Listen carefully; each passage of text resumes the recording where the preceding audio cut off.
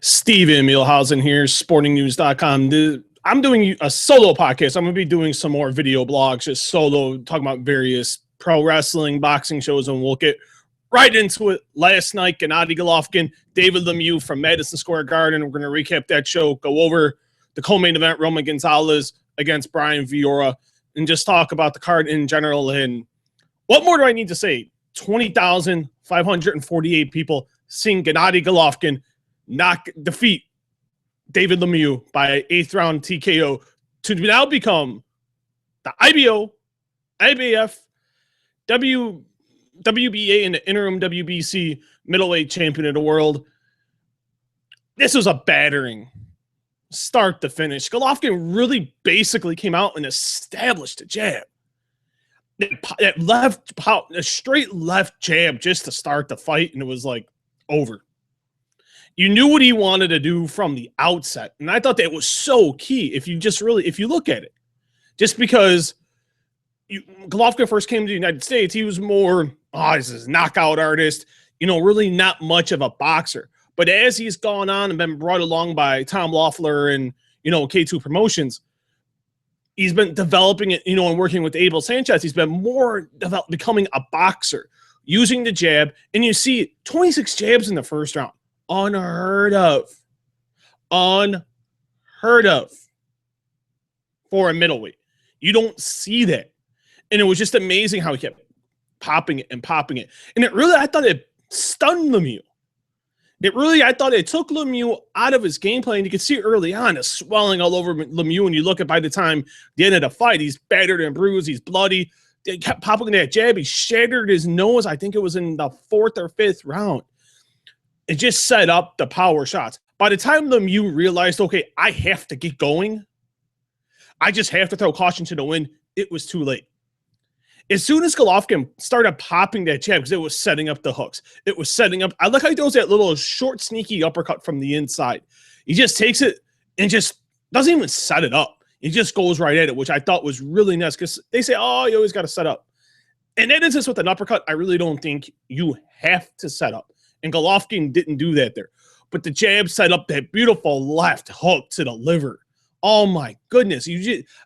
I felt that typing. That's how I felt that, and that hurt.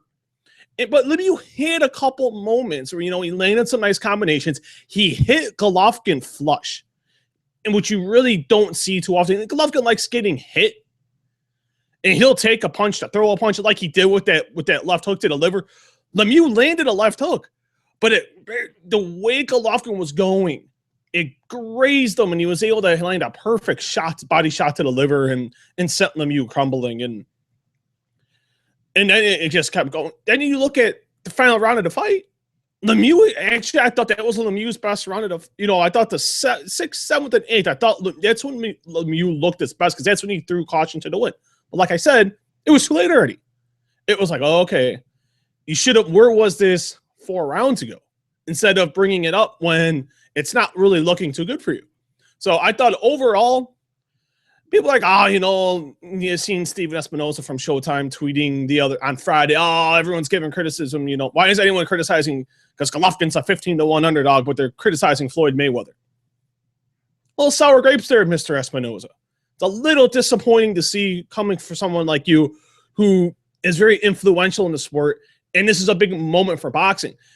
That fight helps you out and helps your endgame, because people are going to be more excited to see the fights. Plain and simple. At the end of the day, that's what it's all about, bringing the boxing fan back. And there was no one as critical about boxing as I was when I first started in this business 5 years ago. I was ultra, forget boxing. This is ridiculous. What's going on here in the sport? But now it's just the beauty of what you see, and you're seeing stars like Golovkin. You're seeing stars, like Roman Gonzalez and Canelo Alvarez, and you're starting, a Terrence Crawford who we'll see next weekend. You still got Klitschko, you still got Manny Pacquiao, maybe Floyd Mayweather. You still got a lot of guys. But going back here though, unbelievable performance by Golovkin. He landed over. He connected on. I had the stat. I don't think my article's published yet, but he connected on 280 shots it connected over 50% of his shots, which is absolutely amazing. Lemieux only connected on 89 of, I think it was like about 360, 370. I don't have the stat right in front of me, and I do apologize for that. But at the end of the day, you look at it and it's done. This guy's on another level. And you just look at the going into the fight, headlining, his first pay-per-view, all the media obligations, shooting stuff. I had something up on Sporting News, ESPN, outlets like the Rolling Stone, the Wall Street Journal. You're really Bleacher Report. All the major publications were really into the site. They're into him. And he's got that aura. He's got that charisma. And it's the fact he's humble. And, and I wrote this last week for Sporting News, was the fact that I call him the anti-Floyd Mayweather. Just because you look at him and you're like you said, he's got that boy next door smile. He's handsome. He's humble. And that's the one thing you don't get with today's athlete. He's humble. He came from Kazakhstan. Not the wealthiest place in the world. He came up from humble beginnings like Mayweather did, and I'll give Mayweather that. But Mayweather went the route of what I was being Pretty Boy Floyd didn't sell. Golovkin's, in essence, really being that now. Not saying Pretty Boy Golovkin, but, just the humble, the charm, the charisma. He oozes charisma. He walks in. Every time they showed him on the big screen at MSG watching the show last night, loud ovation. Loud ovations all week. And you look at it and you're like, okay, we got something here. And they're singing along to his song. He's, coming out the encore, walking into the ring, big ovations, chants, loud chants of Triple G throughout the fight. 20,548 at Madison Square Garden, a sellout. They sold 15,000 tickets. The most tickets ever sold for first week sales for a boxing event at Madison Square Garden. It's that old adage they say in sports. If you could sell out the Garden, you are truly a star. He sold out the Garden. Floyd Mayweather didn't even sell out his last fight. You want to know why? Because he handpicked his opponent. And I think the people are tired of seeing that shtick. They want to see knockouts. They want to see action. They're tired of seeing, don't get me wrong, the best defensive fighter of all time, there's absolutely no doubt about it, is Floyd Mayweather. You got Mayweather and Willie Pep. In my mind, the two best defensive fighters in the history of the sport. But we don't want to see that in America. This day of age, these fans, they want to see action. Action, people that are humble, not that are bragging all the time. I got this. I got that. Who has the most money? It's not show money. It's show me. Show the world who you really are. And Gennady Golovkin has proven that. There's no doubt. Now, everyone's saying, he had to get on the pay-per-view. The pay-per-view buys. They're right. Plain and simple, the expectation was from HBO and just from sources close to me, and it's, and I had reported it, and Dan Raphael from ESPN reported it as well. They have to be at 200 buys is the break-even point. Just from what I've seen on social media, just from my boss at Sporting News, I wrote the piece the whole night, recap of the show, fight by fight coverage. Numbers were awesome.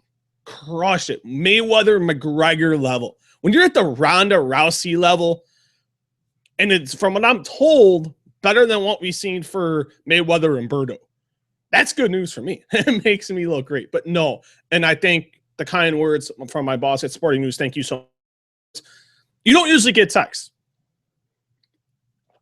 I was saying, hey, you did great coverage, crushed it. I like to hear that. It makes me feel good. Got me excited, gets me motivated, and that's why we're going to be doing mainly podcasts like this now, just to give you guys a chance to vent, so on and so forth. Let's see if we got any questions. Hey, no one's in. Man, what's with you people? That's okay. Maybe it would help if I actually knew how to spell as well. But but no, you look at this, and at the end of the day, it's about sales. People wanted to see, can he sell a pay-per-view? Ratings were good. Been between that 1.3, 1.5 million viewers on HBO. It was time to bring that here. How many people were going to pay the extra And I'll give Golden Boy and K2 a lot of credit here. Standard definition, $50, HD, $60. Very affordable, just like a UFC show. I thought they would, instead of paying $75 to see lackluster boxing, or $100 for lackluster boxing, I paid $60, tax deductible, for me. Thank you very much. Thank you for having this great job. But you look at it, and it was great to see. You had action from A to Z.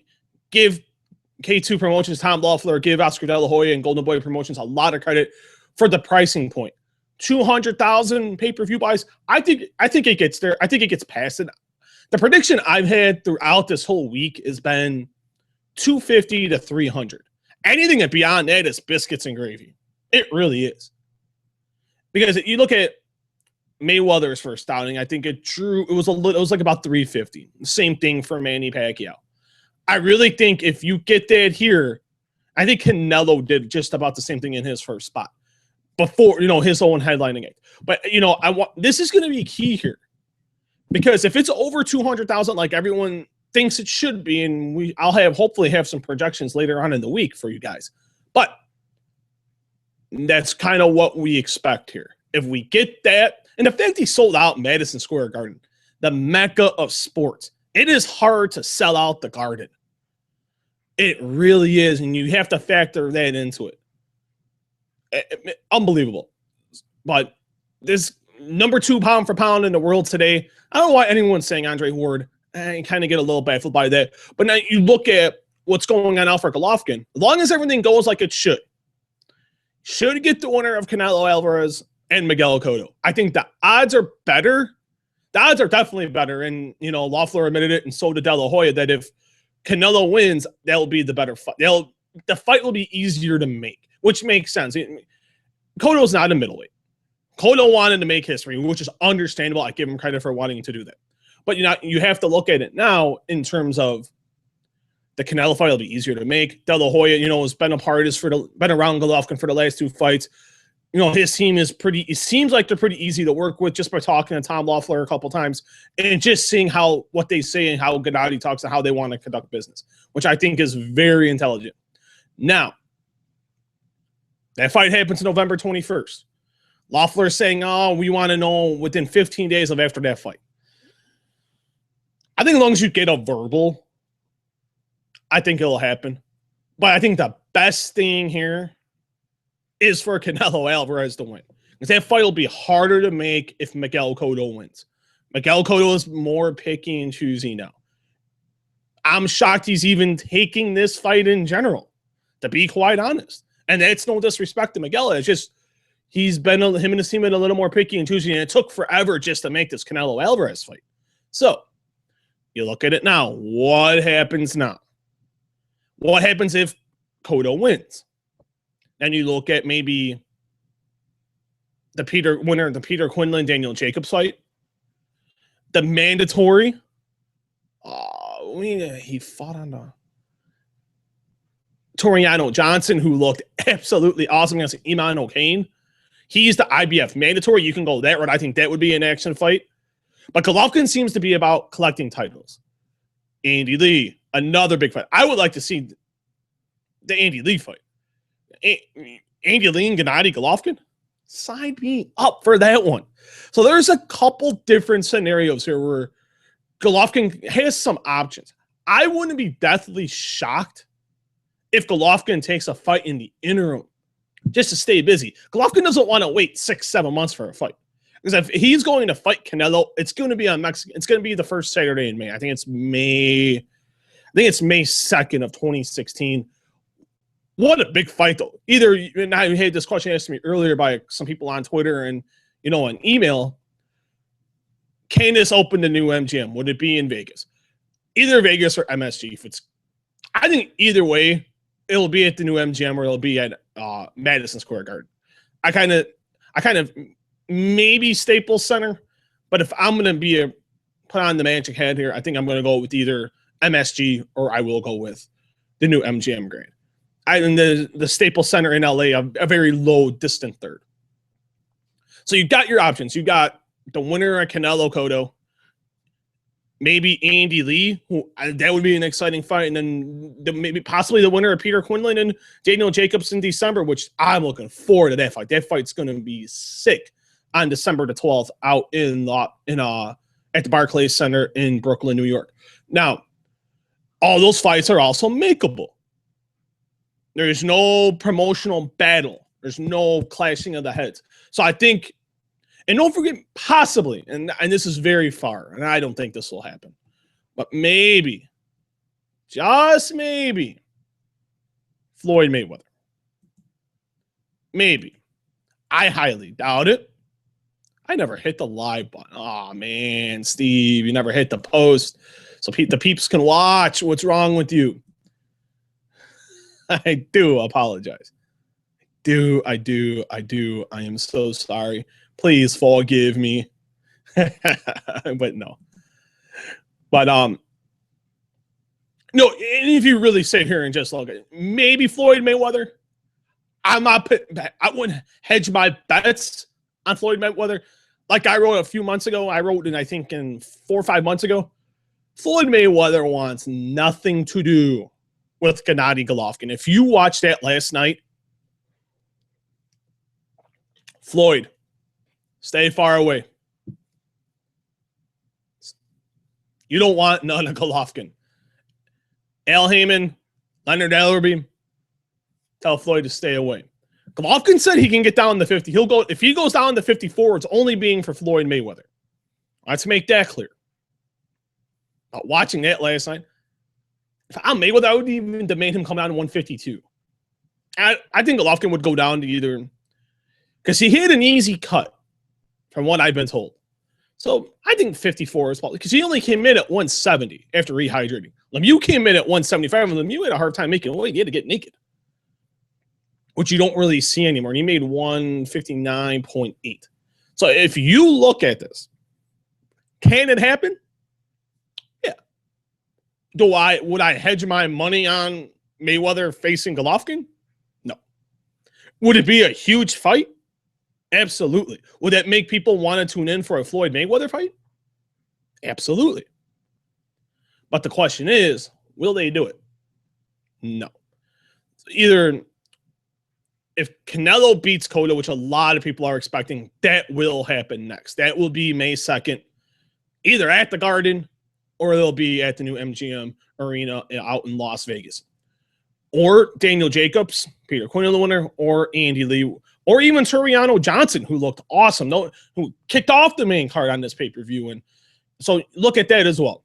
Chocolatito, Roman Gonzalez. Wow. If you had not seen him, Lord, oh Lord, how great is he? A shaky first round. And I don't know if that was just him. I gauge it to him just trying to get a feel for Viloria. Viloria is no joke, former two-time world champion. So he knew what he was getting in there with. And I think his toughest test so far, just the style of Viloria, who's going to stand there and he's going to bang and never had been knocked down in his career. And what does Gonzalez do? Knocks him right down in the third round. But you got to give Viloria a lot of credit, though. He stood in the pocket and he hurt Gonzalez in the ninth with a beautiful body shot. A beautiful body shot that stunned Gonzalez. And he didn't throw for a little while until near the end of the fight when he's like, okay, I have to get out of here. I have to close the show. And that's exactly what he did. A great performance by Chocolatito Gonzalez. And I wrote this in a piece that should be up anytime here on Sporting News. Just a variety of how you want. Crosses, the left, right uppercut, the jab, the left uppercut, the hook. It was so beautiful. And what he would do is he would alternate the speed depending on Viloria's defense and how Viloria had his hands. It was such a thing of beauty to see. And he was throwing multiple. There was a 13-punch combination, a 10-punch combination, an 8-punch combination. He was throwing those 4, 5, 6-punch combinations at will. The hand speed, unbelievable. This guy's a flyweight, 111 pounds. He weighed in at 111.5. This guy's no joke. He is pound for pound the best fighter in the world today. There is no doubt about it. The people that have it, the people who do the rankings are absolutely spot on. You can go, yeah, it's Gonzalez, Golovkin, and then everybody else. I wouldn't even put, and people say, oh, Andre Ward. You could stop that argument right there, because for a guy who's fought 3 times in 4 years, no thanks. And it's been, looks like from sources have told me, Andre Ward will be fighting on the undercard of Canelo and Cotto. So I think that is interesting as well. And that could be, I think, a fight down the line too for Gennady Golovkin. But now you look, what do you do with Gonzalez? Maybe you put him in there with Juan Carlos Estrada. I think that would be a great fight. I think that's the fight that makes sense the most. And people are, I've been getting this question, will he go up more? He started at 105. Maybe he goes to 122. But will the power be there at 22? I think that is the question as well. But if you look at him now, I like this pairing. Golovkin and Gonzalez, the 2 best pound-for-pound fighters in the world. Gonzalez 1, Golovkin 2. And there's nothing. I think Gennady would not disagree with that. But now you look at it, and you could put Gonzalez in a headlining spot on HBO. You can, and I think that would do very well. Or what I would do, maybe for one or two more fights, or at least the next fight, if it's Golovkin and Canelo or Cotto, put him on that undercard too. Keep building that base, and then you can have him headlining shows. Could he headline a pay-per-view? Absolutely. Has 44-0, 38 of those wins by knockout. No, 39 of those wins by knockout. I take that back. Lord Jesus, that is fantastic. But definitely a great night. And let's talk about the bottom 2 fights really quickly. Luis Ortiz, Matias Vidano, the Cuban slugger. If he could stay off the juice, I want to see Luis Ortiz fight for a belt. At least next. I love that jab. Nice, good combinations for a heavyweight. I love it. Light on his feet. Looked like a middleweight in there. I like those combinations. That right hook with Vidano bounced off the ropes was something you see out of a movie. It was like I think it was Rocky 2 when that happened. And Creed hit him with that right hook and sent him packing. It was fantastic to see. And for people watching, sorry we're so late into this. Oh, you bounced off again. Come on, people. But looking at it, nice performance by Luis Ortiz. I think a fight with Bryant Jennings, I think former heavyweight title challenger, put on a great performance, I thought, against Vladimir Klitschko early in April. I would maybe go that route. Next for Ortiz, he's 38 years old. Time is ticking.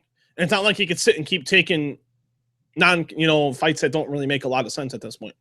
Vidano would look like he was there just to collect a paycheck. Ortiz was there to be an assassin. Now, I like his name, King Kong. I love nicknames. So a great performance on that aspect. And then Toriano Johnson, we talked about him earlier. God, I seen him fight once. And I was like, okay, not a bad fighter. And I'm watching this fight, and I'm like, man, and Lampley here, Jim Lampley, Max Kellerman, and Roy Jones are like, can he keep up the pace? Because they were standing right on the inside, just going at it. I didn't like the fact Johnson kept having his back against the ropes. That was the one thing I didn't like. That really nugged at me and tugged at me for a while. But I did like that he stood on the inside, beautiful right hands. I thought he had the fight finished in the first round. Give O'Kane a lot of credit for getting up. That Irish will, that Irish pride, the heart of a lion, the will to win, no quit attitude. He got up, strapped him up, stood right in the middle. Not a lot of power, but I like the fact he was trying to rip the body. But it really didn't seem to affect Johnson. Just kept landing shot after shot. He set the record. 396 power punches. The most ever by a middleweight since Bernard Hopkins when he faced William Joppy. The record for that, 375. I did remember something last night. But no, I thought overall, a great performance by Toriano Johnson. If he doesn't get a title, if he doesn't get a shot at Golovkin, maybe Andy Lee, maybe the winner of Peter Quinlan and Daniel Jacobs. It just all depends on Golovkin holds all the cards. So I find it very interesting. But no, definitely a great night. I get the card a name. There was nothing bad about this card. What was bad about it? You saw action from A to Z. No lulls in between. We got stoppages. When the 3 to 4 fights go to stoppage, and those fights were competitive, the guys that won looked awesome. It wasn't like, they looked okay, and then they finished. There was a point to prove, and this card proved it. Hopefully this is a sign of things to come in the sport. We want to see finishes. We want to see entertaining fights. That's what boxing fans want to see. Boxing fans don't want to be put to sleep. I've seen enough of that. You've seen a lot of that last month with Mayweather and Berto. All I've seen on social media was people falling asleep. It's like, oh, man. I got a little tired at times. And this is my job. Not even a job. I don't consider this a job. I consider it more, I get paid for it nicely, but I don't feel like it doesn't feel like a job when I get to watch fights and people punch each other in the face. We didn't see that there. We saw action from A to Z, and that's great to see in this sport. So props to K2 and Tom Loeffler, Oscar De La Hoya, and more importantly, all 8 fighters. They came out, they had to prove a point. Madison Square Garden, the mecca of sports, 20,548 people in New York City, and they put on a show. And thank you to all 8 of you guys who put on that show. And thank you so much. You can find, this will be up on YouTube right after I hit the stop button, a couple minutes after that. I'll have this on SoundCloud. So I'll blast out that link with all Fight Game Podcast. Follow me on Twitter at @Muehlhausen MMA. Follow my stuff. Also find me on Facebook. Just search Steve Muehlhausen, MUEHLHAUSEN. Find all my stuff on sportingnews.com. I had the recap piece up late last night, right after the Golovkin Lemieux fight. Check that out. The good, the bad, and the dirty. That should be up at any time as well. The feature I did last week the other day on Gennady Golovkin. And also piece on John Fitch. Thank you guys so much for that. And guys listening to that podcast that I did talk with John Fitch earlier last week. So thank you so much to everybody. This is going to be more of a weekly thing, or even just when something great happens, I'm just going to go out here and I'm just going to do it. I haven't done this in a while. I'm going to get back into that groove. So I want to thank you guys so much. Subscribers are keep coming up. Thank you so much for that. It means a lot to me. Don't forget, a great night of fights is exciting to see from the bottom of my heart. Thank you for clicking on it. The article last night, it absolutely crushed. I love the word crushed. It makes me feel great and all that nice, warm, fuzzy feelings inside. But for Stephen Muehlhausen from sportingnews.com, I'll see you next time at the fights.